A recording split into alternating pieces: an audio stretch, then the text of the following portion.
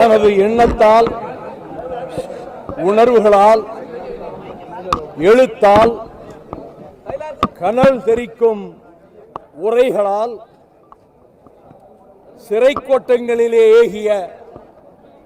தியாக பிளம்பால் கோடானு கோடி தமிழர்களின் நெஞ்சத்தில்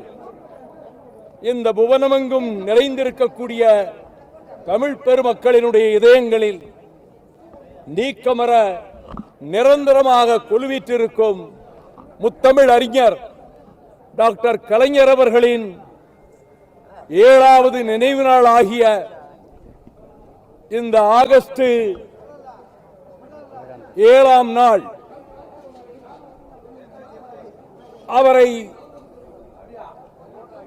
18 வயது முதல் திராவிட முன்னேற்ற கழகத்தில் அறிஞர் அண்ணா அவர்கள் முன்னிலையில் நான் கோகலே மண்டபத்திலே உரையாற்றி அந்த இயக்கத்தில் சேர்ந்த நாள் முதல் என் இதய கோயிலிலே குடியேற்றி வைத்து இமைப்பொழுதும் நெஞ்சில் நீங்காத அந்த தலைவனுக்காக சிறைச்சாலைகளுக்கு சென்றும்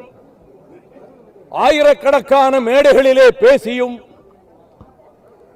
நூற்றுக்கணக்கான மடல்களை தீட்டியும்